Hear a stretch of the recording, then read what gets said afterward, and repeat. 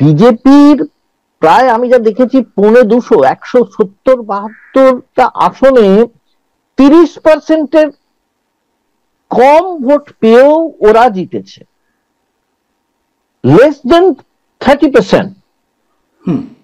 সেই ভোট পেয়ে ওরা জিতেছে। তাহলে কি দেখা যাচ্ছে, 30%-এর কম ভোট পেয়ে যদি ওরা জিততে পারে, তাহলে কংগ্রেস যদি ওই ভোটটাকে ক্যাপচার করতে, ওইটাকেও যদি কাছাকাছি যেতে পারে, তাহলে কিন্তু কংগ্রেসের লাভ আছে অনেক।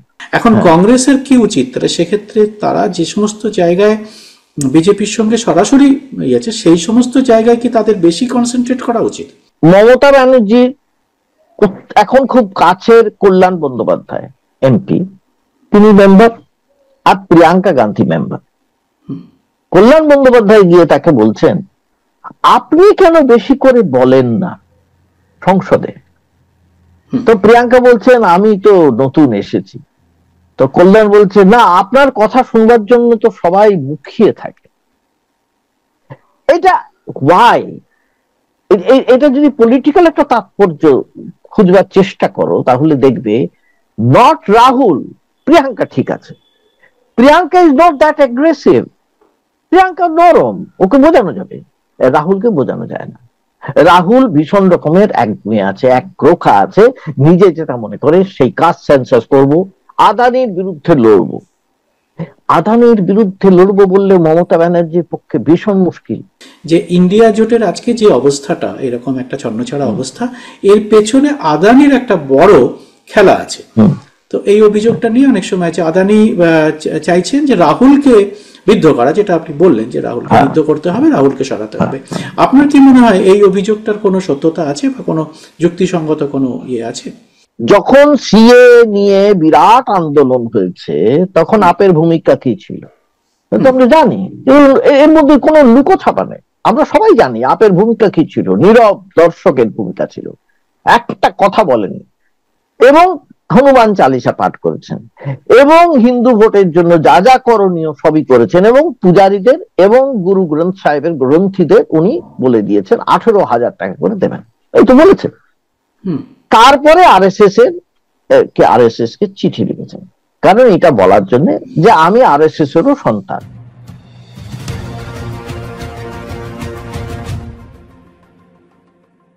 নমস্কার, সবাইকে খোলা আড্ডা অনুষ্ঠানে স্বাগত। আমি সুব্রত বসু।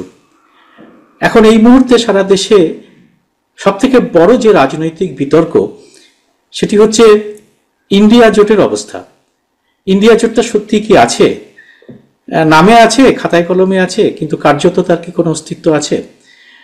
আমরা গত লোকসভায় আমরা দেখেছিলাম যে আদানি ইস্যুতে সেখানে মতান্তর দেখা গেছিল। এখন আবার দিল্লি বিধানসভা নির্বাচনকে কেন্দ্র করে সেই মতান্তর কিন্তু আবার প্রকাশ্যে এসছে।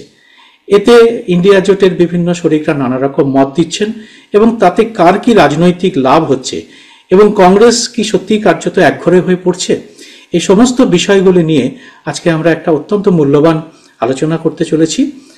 আজকে এই আলোচনায় রাজনৈতিক বিশ্লেষণ করবেন প্রবীণ সাংবাদিক গৌতম বন্দ্যোপাধ্যায়। গৌতমদা, প্রথমেই এই নতুন বছরের প্রথম অনুষ্ঠানে আমাদের খোলা আড্ডা আপনাকে নিয়ে যে প্রথম অনুষ্ঠান, তাতে আপনাকে দর্শকদের পক্ষ থেকে স্বাগত জানাচ্ছি। আপনার কি মনে হচ্ছে যে আমাদের এই রাজনৈতিক পরিস্থিতিতে ইন্ডিয়া জোট যেরকম একটা খুব বড় একটা সারা জাগিয়ে শুরু করেছিল পথ চলা, সেটা এখন কি অবস্থায় এসে দাঁড়িয়েছে? দেখুন, কতগুলো পয়েন্ট আছে। বিশেষ করে একটা হচ্ছে এই যে ইন্ডিয়া জোট বলে যেটা বলা হচ্ছে, সেটা কখন তৈরি হয়েছিল? সেটা তৈরি হয়েছিল লোকসভার আগে, এবং লোকসভার আগে কংগ্রেস সেখানে ছিল এবং ইনিশিয়েটিভ নিয়েছিল, আর অন্য যারা ছিল তারা ছিল রিজিয়নাল পার্টি, বিভিন্ন জায়গার যে রিজিয়নাল যাদের ক্ষমতা আছে তারা। এবারে এটা কার স্বার্থ ছিল এবং কেন হয়েছিল? আমি বহুদিন আগে যখন তৈরি হয়েছিল, তখন আমি একটা পত্রিকায় লিখেছিলাম যে এই ইন্ডিয়া জোট কি শেষ পর্যন্ত সোনার পাথর বাটি হয়ে থাকবে? সোনার পাথর বাটি হয়ে যাওয়ার কথা আমার তখন কেন মনে হয়েছিল? কারণ আমার মনে হয়েছিল লোকসভার আগে যে জোটটা হয়েছে, ইন্ডিয়া জোট, সেটা হয়েছে মূলত যে সমস্ত আঞ্চলিক দলগুলো তাদের যে এমন একটা অবস্থায় পৌঁছে যাচ্ছিল যে লোকসভায় পরে হয়তো তারা বিলুপ্তির পথে হেঁটে যেতে পারত, এরকম একটা ভয় ধরেছিল সবার মধ্যে যে বিজেপি হয় বিজেপির ফোল্ডে তাদের যেতে হবে, আর না হলে তাদের অস্তিত্ব বিপন্ন হবে, এই ধরনের একটা কথা আসছে। মানে দলটাকে ভেঙে দেবে এরকম কিছু কথা বলছেন, হয় দলটাকে ভেঙে দিয়ে বিজেপি নিয়ে নেবে, যা করছিল সব জায়গায় হয়েছে, মহারাষ্ট্র হয়েছে আমরা দেখি, সব জায়গা দিকে মহারাষ্ট্র হয়েছে, না হলে জেলে ভরে দেবে, তারপরে এসে বেরিয়ে অন্ধ্রপ্রদেশের মতো তৈরি হবে, বিভিন্ন জায়গায় এইটা তৈরি হবার কথা ছিল। এমনকি তেজস্বী লালুর বিরুদ্ধে আবার সিবিআই তৈরি হয়েছিল, ইনকোয়ারি শুরু হয়েছিল। নীতিশ কুমার ভেঙে ফের চলে গেলেন। কেন চলে গেলেন? একটাই কারণে চলে গেলেন, তিনি দেখলেন যে ইন্ডিয়া জোটে থাকলে এখন যে অবস্থাটা আছে তাতে তার মুখ্যমন্ত্রিত্ব চলে যাবে, এবং তিনি ইন্ডিয়া জোটে থাকলে তিনি এমন একটা জায়গায় যাবেন না যে প্রধানমন্ত্রী হয়ে যাবেন, এটা বুঝতে পারলেন। এবং আর যাই হোক, নীতিশ কুমার একটা সময় যে সমাজবাদী পার্টির প্রতি মানে সমাজতন্ত্রী বলে পরিচিত যারা ছিলেন, লালু ছিলেন, এরা সবাই জেপির সঙ্গে সঙ্গী ছিলেন, কিন্তু তাদের এখন তো তারা পাওয়ার হাংরি প্রচন্ড রকমের, প্রত্যেকেই, আমি কেউ আলাদা করে বলছি না, প্রচন্ড রকমের পাওয়ার হাংরি, এবং এই ক্ষমতা ছাড়া তারা কিছু বাঁচতে পারবেন না। তারা আগের আন্দোলনের যে ছিল তাদের যে চেহারা সেসব ভুলে গেছেন তারা, কাজেই তাদের এখন ক্ষমতা চাই, সেই জন্য দেখলেন বিজেপির সঙ্গে থাকাটা শ্রেয়, তো বিজেপি চলে আসছে, এবং না করলে যদি না আসি তাহলে ভবিষ্যতে দরজাটা বন্ধ হয়ে যাবে, ঠিক এইটাই। আর অন্যদিকে ইন্ডিয়া জোটের মধ্যে যারা রইল বা থাকলো তাদের লক্ষ্য করে দেখো যে তারা কিন্তু প্রত্যেকেই মনে করছে আঞ্চলিকভাবে আমাদের যে রাজ্যগুলো সেই রাজ্যের আমরা হচ্ছি রাজা, আমরা কিন্তু রাজা, সেখানে সেখানে আমরা কাউকে ঢুকতে দেবো না, সেখানে আমাদের কারোর সঙ্গে আমরা যেরকম কংগ্রেসের কথা বলছেন, মূলত কংগ্রেসকে ঢুকতে না না, আমি বলছি আঞ্চলিক দলগুলোর কথা বলছি, না আমি বলছি আঞ্চলিক দলগুলো কংগ্রেসকে সেই তার অঞ্চলে ঢুকতে দেবে না বলে। হ্যাঁ হ্যাঁ হ্যাঁ, তারা কংগ্রেসকে কিন্তু নিজেদের জায়গায় ঢুকতে দেবে না প্রথম থেকে, এটা কিন্তু প্রথম থেকে এটা কিন্তু খুব পরিষ্কার ছিল, কাজে কংগ্রেসকে তাদের দরকার ছিল, এটা কিন্তু মনে রাখতে হবে। লোকসভায় অ্যালায়েন্সের আঞ্চলিক দলগুলো কিন্তু কংগ্রেসকে দরকার ছিল, কারণ কংগ্রেসের একটা প্যান ইন্ডিয়ান একটা ভিউ আছে, একটা প্রেজেন্স আছে, প্যান ইন্ডিয়ান প্রেজেন্স আর কার আছে? আর তো কেউ নেই, আর কারণ নেই যে সর্বভারতীয় সেখানে অস্তিত্ব, আর কার আছে? একটা না আছে মমতা বন্দ্যোপাধ্যায়ের, না আছে অখিলেশের, না আছে তেজস্বীর, ইনফ্যাক্ট কারোরই নেই। কাজেই তারা নিজেদের স্বার্থে, এমনকি আপেরও নেই, কারণ আপের পাঞ্জাবে জিতেছে ঠিকই, সর্বভারতীয় দল হয়েছে, এখন সর্বভারতীয় দল হয়েছে, কিন্তু কি হয়েছে? ওখানে আটকে গেছে এবং জানে এরপরে আমরা এগোতে পারবো না, এবং আপেরও প্রথম দিকে কিন্তু কংগ্রেসের সঙ্গে আসার ইচ্ছে ছিল না, আমরা জানি সেটা। এবারে কি হলো, এই যে যেই মুহূর্তে লোকসভা নির্বাচনটা হয়ে গেল তখন মনে হতে লাগলো যে বোধহয় নিশ্চয়ই খুব একটা ভালো রকমের ইন্ডিয়া জোট তৈরি হয়েছে। হ্যাঁ হয়েছিল, হয়নি তা বলবো না, এবং তারা ফলও পেল, ফলও পেয়েছে। কিন্তু মহারাষ্ট্র এবং হরিয়ানা, এই মহারাষ্ট্র এবং হরিয়ানাতে যখনই কংগ্রেস পিছিয়ে পড়লো, এটা কংগ্রেসের ফেলিয়ার, কংগ্রেসের ব্যর্থতা আমি নিশ্চয় মনে করি, তখনই এই যে অন্য যে রাজনৈতিক যে যারা দলগুলো, আঞ্চলিক দলগুলো, তারা প্রত্যেকেই ধরে নিল যে তাদের সঙ্গে কংগ্রেসের আর কোনো পার্থক্য নেই, কংগ্রেসও যা তারাও তা, ঠিক এক্স্যাক্টলি এরকম তারা ধরে নিল। কিন্তু ধরে নিলে তো সবটা হয় না এটা। এবারে দেখো, এবার যত কেন ধরে নিল তার কারণ আছে, তার কারণ হচ্ছে এই যে দলগুলো, আঞ্চলিক দলগুলো, তারা দেখলো তাদের এবারে যে বিভিন্ন জায়গায় বিধানসভা নির্বাচন হবে সেখানে কংগ্রেসকে যদি ঢুকতে দেয় তাহলে তারা হয়তো শেষ পর্যন্ত কংগ্রেসের বি টিম হয়ে যাবে, সেটা তারা হতে দিতে পারবে না, কারণ সেখানে তারা রাজা হয়ে থাকতে চায়। এক্স্যাক্টলি এইটাই সেখানে অ্যালায়েন্সের, আমি যদি বলি অ্যালায়েন্সের জন্য কি ইন্ডিয়া অ্যালায়েন্সে কি শুধু কংগ্রেসকেই সমস্ত দায় মাথায় নিতে হবে নাকি? তারা কিছু মাথায় নেবে না, শুধু কংগ্রেসকে নিতে হবে, এটা তো কোনো অ্যালায়েন্স চলে না, এক নম্বর। এবারে দেখো দ্বিতীয়ত, দেখো তুমি যদি বলো বিচারধারার যে প্রশ্নটা আছে, সেই বিচারধারার যে প্রশ্নে যারা যারা আপত্তি তুলছে তাদের সঙ্গে কিন্তু বিচারধারা কংগ্রেসের মিলবে না, কোনোদিনই মেলেনি। এমনকি যে মহারাষ্ট্রে যে শিবসেনা, তাদের সঙ্গে কংগ্রেসের কোনোদিন মেলার কথা নয়, মিলেছিল, তাদের প্রয়োজন ছিল, মিলেছিল একদম পরিষ্কার অর্থে। কি প্রমাণিত হলো বিধানসভায়? বিধানসভায় এটুকু তো দেখা গেল যে উদ্ধব ঠাকরের সেই পপুলারিটি নেই, সেই সংগঠন নেই, তিনি সেভাবে দলটাকে দাঁড় করাতে পারলেন না। নিজে বাল ঠাকরের ছেলে হওয়া সত্ত্বেও পারলেন না। একজন দ্বিতীয় শ্রেণীর বা দ্বিতীয় সারির নেতা, তিনি প্রথম সারিতে উঠে গেলেন। এটা হলো। এবারে বাকিদের মমতা বন্দ্যোপাধ্যায় তো বরাবরই চান যে তার একটা প্যান ইন্ডিয়ান একটা নেতৃত্ব হবে, তিনি একটা বিরোধী নেত্রীর আসনে বসবেন, বরাবর চেয়েছেন। তিনি অনেকগুলো মমতা বন্দ্যোপাধ্যায় দাঁড়িয়েছেন, ভোটে প্রার্থী দাঁড় করিয়েছেন। হ্যাঁ, এবারে মমতা বন্দ্যোপাধ্যায় পশ্চিমবঙ্গের ক্ষেত্রে যদি বলি, মমতা বন্দ্যোপাধ্যায় কোনোদিন কি কংগ্রেসকে কোনো লিওয়ে দিয়েছেন, কোনো ছাড় দিয়েছে? কংগ্রেসের সঙ্গে তিনি একসঙ্গে লড়াই করেছেন, এসে সরকার গড়েছেন, সরকার গড়ে কংগ্রেসকে বের করে দিয়েছেন কার্যত। কংগ্রেস সেখানে একেবারে বেরিয়ে গেছে। তার কারণ তিনি জানেন যে তিনি যেহেতু একসময় কংগ্রেসেই ছিলেন, কাজে কংগ্রেসের যে ভোটটা, কিন্তু এটা মাথায় রাখার খুব দরকার, কংগ্রেসের যে ভোটটা, যে সেকুলার ভোট এবং যে কংগ্রেসের আলাদা হিন্দু ভোট, সেটা কিন্তু মমতার দিকে এসেছে। মমতা কখন বুঝেছেন সেটা? যখন বিজেপির সঙ্গে যাওয়ার পর বুঝলেন পশ্চিমবঙ্গে তিনি বিজেপির সঙ্গে থাকলে কিচ্ছু করতে পারবেন না, তাকে কংগ্রেসের সঙ্গে যেতে হবে। এটা খুব খুব একটা লক্ষণীয় ব্যাপার। তুমি দেখো, বিজেপির সঙ্গে উনি গেছেন, বিজেপির সঙ্গে গিয়ে উনি বুঝেছেন বিজেপির সঙ্গে গেলে হবে না, কারণ এই পশ্চিমবঙ্গে যতই বলা হোক 28% কি 30% মুসলিম ভোট ধরে নিলাম, কিন্তু প্রচুর জায়গা আছে যেখানে একটা একটা এই পশ্চিমবঙ্গে একটা কোথাও একটা ধর্ম নিরপেক্ষতার যে অস্তিত্ব আমরা বলি খুব খুব প্রবল ভাবে আছে। আমি এটা জানি, এটা সেই যে আছে, এবং সেই যে ধর্ম নিরপেক্ষ যে মানুষরা যারা ভোট দেয়, তারা কিন্তু একটা সেকুলার মাইন্ডেড পিপল, তারা একটা সেকুলার পার্টিকে ভোট দিতে চায়। এখন মমতাকে সেই জন্য একটা সেকুলার, যাকে বলা হয় একটা অস্তিত্ব নতুন ভাবে তৈরি করতে হলো, কংগ্রেসের সঙ্গে গিয়ে, আবার কংগ্রেসের সঙ্গে ফিরে গিয়ে, এবং কংগ্রেসের ভোটটা তার কাছে চলে এলো। এটা ফ্যাক্ট।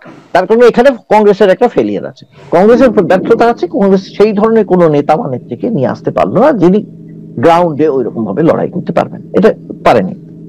কিন্তু মমতা এটা জানেন যে এখানে কংগ্রেসকে তিনি ছাড়বেন না, ছাড়লে তার পশ্চিমবঙ্গ চলে যাবে নিজের হাত থেকে। এবারে আপের কি অবস্থা দিল্লিতে? এটা খুব, যখন দিল্লিতে আপ এসেছে, কিসের বেসিসে এসেছে? ক্রমাগত কংগ্রেসের বিরুদ্ধে অভিযান চালিয়ে এসেছে। আন্না হাজারেকে নিয়ে যে লড়াই করেছে কিন্তু কংগ্রেসের বিরুদ্ধে করেছে, এবং সেখানে শীলা দীক্ষিতের যে সরকার ছিল, সেই সরকার যে অত্যন্ত এফিশিয়েন্ট ছিল, এটা সবাই জানে।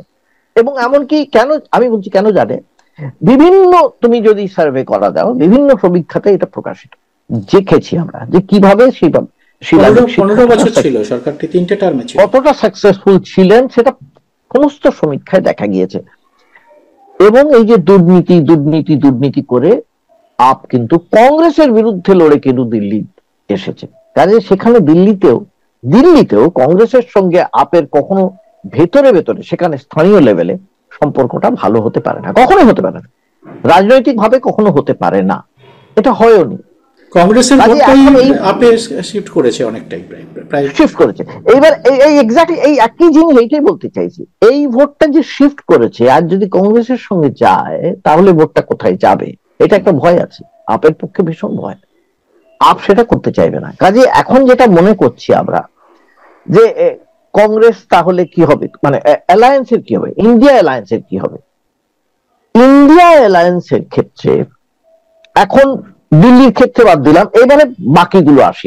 আমি এখানে মূলত দুটো বা তিনটে জায়গায় খুব ঝামেলা দেখতে পাচ্ছি। আরেকটা হচ্ছে ওমর আব্দুল্লাহ বলেছেন যে কংগ্রেসের দায়িত্ব নেওয়া উচিত ছিল, বেশ, কংগ্রেস দায়িত্ব নেয়নি। এবারে পরপর আসি, দেখো এই যে ইন্ডিয়া অ্যালায়েন্স বলে যেটা বলছি আমি, এটা এমনি খুব লুজ ফরমেশন, আমরা জানি এটা একটা মঞ্চ টাইপের। এটা তো অ্যালায়েন্স মানে কি, এটা তো এমন নয় যে একবারে পার্মানেন্ট কিছু অ্যালায়েন্স, তা কিন্তু নয়, না, এটা লুজ অ্যালায়েন্স। এই যে লুজ অ্যালায়েন্সটা হয়েছিল জম্মু কাশ্মীরে, ওমর আব্দুল্লাহ কি বিজেপির সঙ্গে যেতে পারবেন? পারবেন না। কিন্তু উনি জানেন আমাকে 5 বছর থাকতে হবে, 5 বছর থাকতে গেলে বিজেপির সঙ্গে থাকতে হবে, বিজেপিকে বেশি চটিয়ে আমি কতদিন থাকবো কেউ জানে না, কারণ তাদের এতদিন ঘর গৃহবন্দী করে রেখে দিয়েছিল বিজেপি। তিনিও জানেন বিজেপিকে যতটা সম্ভব না চটিয়ে কিভাবে নিজের রাজত্বটা রাখা যায়, এটা ভাববেন। কিন্তু বেসিক্যালি তিনি কখনো বিজেপির সঙ্গে যেতে পারবেন না, তারা নিশ্চিহ্ন হয়ে যাবে, একদম নিশ্চিহ্ন হয়ে যাবে জম্মু কাশ্মীরের, এটা তিনি জানেন। যেটা মেহবুবা মুফতির হয়েছে। Yes, exactly. তাহলে কি হয়েছে অ্যালায়েন্সের ক্ষেত্রে কি হয়, এবার পরপর আসি। দেখো তামিলনাড়ুতে অ্যালায়েন্স কখনো ভাঙবে না। তামিলনাড়ুতে যে অ্যালায়েন্স আছে, সেই অ্যালায়েন্স আমরা যে দেখতে পেয়েছি, সেটা ভাঙবার ডিএমকে সঙ্গে কখনোই সেটা নষ্ট হবে না। এই বিহার পরের বছরই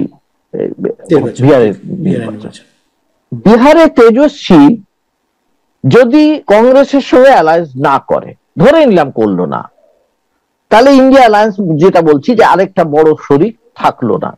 এবার যদি না থেকে তেজস্বী যদি সেখানে রাজ্যপাট হারায়, তাহলে সবচেয়ে ক্ষতিকার হবে কংগ্রেসের, হবে না, ক্ষতিটা হবে কিন্তু তেজস্বীর। অখিলেশের প্রসঙ্গও তাই, একই কথা, হারালে কিন্তু অখিলেশের যাবে, কংগ্রেসের যাবে না, কারণ কংগ্রেসের নাথিং টু লুজ। কংগ্রেসের বিরাট কিছু হারাবার নেই ওখানে, এই কোনো জায়গাতে নেই। বরং কংগ্রেস কি করতে পারে, কংগ্রেস এগোতে পারে। কাজে কংগ্রেসের কাছে, আমি অ্যালায়েন্সের কথা বলছি না, এবার ইন্ডিয়া অ্যালায়েন্সের কথা বলছি না, বিজেপি ভাবছে ইন্ডিয়া অ্যালায়েন্স যত দুর্বল হয়ে যায়, যত ভেঙে যায়, কিন্তু আমি মনে করি কংগ্রেসের কাছেও কিন্তু এটা একটা খুব ভালো পরীক্ষা, যে নিজের শক্তিতে যদি ভোটের পার্সেন্টেজ বাড়ে, তাহলে কংগ্রেস ইন ফিউচার আবার বলছিলাম সর্বভারতীয় দল হিসেবে আত্মপ্রকাশ করবে, শুধু না বিজেপির বিরুদ্ধে সমানভাবে দাঁড়াতে পারবে, এটা আমার ধারণা। অনেকগুলো রাজ্য, কেন্দ্রশাসিত রাজ্য সহ বেশ কিছু রাজ্যে কংগ্রেস বিজেপির সঙ্গে প্রায় মুখোমুখি লড়াই করে, যেখানে অন্য 16টা রাজ্য, আর যেখানে অন্য কোনো দল নেই, একদমই নেই, কার্যত কোনো অস্তিত্ব নেই। আর সেখানে কংগ্রেসের পারফরমেন্স খুব ভালো নয়, খুব হ্যাঁ, সম্ভবত 25%-এরও নিচে। হ্যাঁ, ওইটাই দেখলাম, আমিও দেখি। হ্যাঁ, সে 25%-এর নিচে। এখন কংগ্রেসের কি উচিত, তাহলে সেক্ষেত্রে তারা যে সমস্ত জায়গায় বিজেপির সঙ্গে সরাসরি আছে, সেই সমস্ত জায়গায় কি তাদের বেশি কনসেন্ট্রেট করা উচিত? আমার বক্তব্য হচ্ছে, দেখো কংগ্রেসের করা উচিত মানে কংগ্রেসের একটা জিনিস মাথায় রাখতে হবে, কংগ্রেস প্রায় 100 হয়ে আছে, 100ই ধরে রাখবো, কংগ্রেস 100 হয়ে আছে। কংগ্রেস যদি 150 কাছাকাছি আসন পায়, 50টা আসন বেশি পায়, আমি এটা বলছি বিজেপির সঙ্গে যেখানে আছে সেখানেই পেতে হবে এমন কোনো মানে নেই, বিভিন্ন জায়গায় পেতে পারে, এরকম জায়গা অনেক আছে, এমনকি উড়িষ্যাতেও পেতে পারে। কেন পেতে পারে? কারণ উড়িষ্যায় বিজেপি উইক হয়ে গেছে, বিজু জনতা দল উইক হয়ে গেছে, এবং উইক শুধু না, ওখানে আরেকটা মুশকিল হচ্ছে বিজু জনতা দলের, বিজেপির অনেকেই তো বিজেপির দিকে চলে গিয়েছে, মানে বিশেষ করে সমর্থকরা, কর্মীরা, কারণ তারা মনে করছে বিজেপি শেষ হয়ে যাচ্ছে। তাহলে সেখানে এই যে ভ্যাকিউম, সে ভ্যাকিউমটা কে পূরণ করতে পারে? কংগ্রেস পূরণ করতে পারে। এটা অন্ধ্রতেও দেখা গেছে, অন্ধ্রতেও এখন যখন ক্রমশ, যেটা আপনি ঠিক উড়িষ্যার কথা বললেন, যেটা একদম ঠিক, অন্ধ্রতেও ঠিক তাই দেখা যাচ্ছে। হ্যাঁ হ্যাঁ, এবং দেখো আরেকটা জিনিস, মানে যতই অ্যালায়েন্স মনে করি, আমি খুব নৈর্ব্যক্তিক ভাবে যদি বলো, কেরলে কংগ্রেসের অবস্থা খুব ভালো হবে। সিপিএম এর সঙ্গে যাই থাকুক, কেরলে কিন্তু সিপিএম এর সঙ্গে কখনো অ্যালায়েন্স হবে না, যেখানে বিজেপি জিরো, কার্যত জিরো, বিজেপি জিরো, কিন্তু কংগ্রেসের বেটার হবে। সব মিলিয়ে যদি কংগ্রেস যদি 150 সিট পায়, তাহলে কিন্তু আমি বলে দিলাম, তখন কিন্তু এই যে অ্যালায়েন্স না, সবাই যারা বলছে অ্যালায়েন্স ভেঙে গেল, যারা বলতে চাইছে না, তারা কিন্তু সবাই গিয়ে সেখানে জুড়বে, তারা কেউ বিজেপির কাছে যেতে পারবে না, কেউ বিজেপির সঙ্গে গিয়ে অ্যালায়েন্স করবে না, এটা কিন্তু। আর এখন আরেকটা জিনিস আমি তোমাকে এই জোটের ব্যাপারে একটা খুব ইন্টারেস্টিং দুটো পয়েন্ট আছে যেটা খুব বলার মতন। একটা হচ্ছে, দেখো বিজেপি এখন শরিক দলেদের সঙ্গে নিয়ে সরকার চালাচ্ছে, এবং এই যে অন্য আঞ্চলিক দলগুলো সেটা ওরা বুঝেছে যে বিজেপিকেও তো নরম হতে হয়েছে। তাহলে আমরা যদি মনে করি বিজেপির দিকে যাব, তাহলে আমরা যেতে পারি প্রয়োজনে, বিজেপি আমাদের গ্রহণ করবে এবং আমরা সরকার করতে পারি ভবিষ্যতে, এটা মাথায় আছে। কিন্তু একই সঙ্গে একটা ভয় আছে যে বিজেপির সঙ্গে গেলে বিজেপি আমাদের গ্রাস করে ফেলবে। ঠিক মহারাষ্ট্রে যেটা হয়েছে এটাও আছে। এই একটা দোলাচলের মধ্যে আছে আঞ্চলিক দলেরাও, এটা আছে। কিন্তু কংগ্রেসকে ছেড়ে ওরা যদি বিজেপির দিকে চলে যেতে চায়, তাহলে কিন্তু আলটিমেটলি তাদের অস্তিত্ব আর থাকবে না, এটা পরিষ্কার কথা। নবীন বাবু বা জগনের উদাহরণ সেখানে খুব খুব বড় একটা উদাহরণ। সেই এক্স্যাক্টলি সেইটাই বলতে চাই, আলটিমেটলি সে থাকবে না। এবং শুধু তাই নয়, থাকবে না মানে কি, তাদের এটা করতে হবে। বিজেপি একটা জিনিস তো বারবার মানে জোর গলায় বলে দিচ্ছে যে যাই করবে বিজেপি করবে, যাই করবে মোদিই করবেন, নরেন্দ্র মোদী যেটা বলবেন সেটাই মানতে হবে, সেটাই করা হবে। এই যে যদি বলে দাদাগিরি, তাহলে ওরা কার দাদাগিরি সহ্য করবে? কংগ্রেসের মধ্যে তো সেই দাদাগিরি এখনো পর্যন্ত এইবারে দেখা যাচ্ছে না, কারণ রাহুল গান্ধীর মধ্যে সেই ধরনের একনায়কতন্ত্রের মতন চলবার মতন কোন রকম আমরা চিহ্ন দেখতে পাইনি। কিন্তু তুমি যেটা বললে, আলটিমেটলি কি হচ্ছে, এই যে অ্যালায়েন্স যারা আছে তাদের মূল ক্ষোভ বলি, বিক্ষোভ বলি, অভিযোগ বলি, পরোক্ষে, প্রত্যক্ষ নয়, পরোক্ষে কিন্তু রাহুল গান্ধীকে বিদ্ধ করছে। এবারে কেন রাহুল গান্ধীকে বিদ্ধ করছে তুমি লক্ষ্য করে দেখো। এই যে ওয়ান নেশন ওয়ান ইলেকশন, এই যে কমিটি হয়েছিল, সেই কমিটিতে মমতা ব্যানার্জির এখন খুব কাছের কল্যাণ বন্দ্যোপাধ্যায় এমপি, তিনি মেম্বার, আর প্রিয়াঙ্কা গান্ধী মেম্বার। কল্যাণ বন্দ্যোপাধ্যায় গিয়ে তাকে বলছেন, আপনি কেন বেশি করে বলেন না সংসদে? তো প্রিয়াঙ্কা বলছেন, আমি তো নতুন এসেছি। তো কল্যাণ বলছে, না, আপনার কথা শুনবার জন্য তো সবাই মুখিয়ে থাকে। এটা ওয়াই? এটা যদি পলিটিক্যাল একটা তাৎপর্য খুঁজবার চেষ্টা করো, তাহলে দেখবে নট রাহুল, প্রিয়াঙ্কা ঠিক আছে। Priyanka is not that aggressive, Priyanka নরম, ওকে বোঝানো যাবে, রাহুলকে বোঝানো যায় না। রাহুল ভীষণ রকমের একগুঁয়ে আছে, এক ক্রোখা আছে, নিজে যেটা মনে করে সেই কাস্ট সেন্সাস করবো, আদানির বিরুদ্ধে লড়বো। আদানির বিরুদ্ধে লড়বো বললে মমতা ব্যানার্জির পক্ষে ভীষণ মুশকিল, আদানির বিরুদ্ধে লড়বো বললে শরদ পাওয়ার, অখিলেশের পক্ষেও ভীষণ মুশকিল, অনেকের ক্ষেত্রেই খুব মুশকিল। এখানে একটা ছোট্ট আপনাকে ইন্টারাপ্ট করছি, এখানে একটা অনেক জায়গায় এই অভিযোগটা ওঠে যে ইন্ডিয়া জোটের আজকে যে অবস্থাটা, এরকম একটা ছন্নছাড়া অবস্থা, এর পেছনে আদানির একটা বড় খেলা আছে। তো এই অভিযোগটা নিয়ে অনেক সময় আছে, আদানি চাইছেন যে রাহুলকে বিদ্ধ করা, যেটা আপনি বললেন যে রাহুলকে বিদ্ধ করতে হবে, রাহুলকে সরাতে হবে। আপনার কি মনে হয় এই অভিযোগটার কোনো সত্যতা আছে বা কোনো যুক্তিসঙ্গত কোনো ইয়ে আছে? দেখো, একটা জিনিস আমি দুটো ভাবে দেখতে হবে, যারা বলছেন দুটো ভাবে আমি দেখতে চাই। একটা হচ্ছে আদানির ব্যবসায়ী সত্তা, আরেকটা হচ্ছে আদানির সঙ্গে যে শাসক দল ভারতীয় জনতা পার্টির সখ্য, বিশেষ করে প্রধানমন্ত্রী মোদীর সখ্য বা ভাব ভালোবাসা যাকে বলি, এই দুটোই খুব ইম্পর্টেন্ট। তার ব্যবসায়ী সত্তা রাখতে গেলে এই সখ্যতা তাকে রাখতে হবে, সে জানে, কারণ সমস্তটাই সে জানে কি করে ব্যবসা বেড়েছে, কতখানি বেড়েছে। আমেরিকাতে যে তার বিরুদ্ধে মামলাটা, আমরা জানি দুটো মামলা একই সঙ্গে চলবে, সিভিল এবং ক্রিমিনাল, সেটাও জানি। এবং সেই যে মামলা চলবে, সে বাঁচাতে গেলে মোদিই বাঁচাবেন, বা মোদি ট্রাম্প যেমন করে হোক সেটা চেষ্টা করবে। কাজে আদানির সঙ্গে এই যে বিজেপির সম্পর্ক থাকবে। কাজে বিজেপি যদি আদানিকে ব্যবহার করে, আদানি কি নিজেকে সেই মানে সেই জায়গায় সেই উপায় থাকবে? আদানির পক্ষে অন্য কিছু করার উপায় থাকবে না।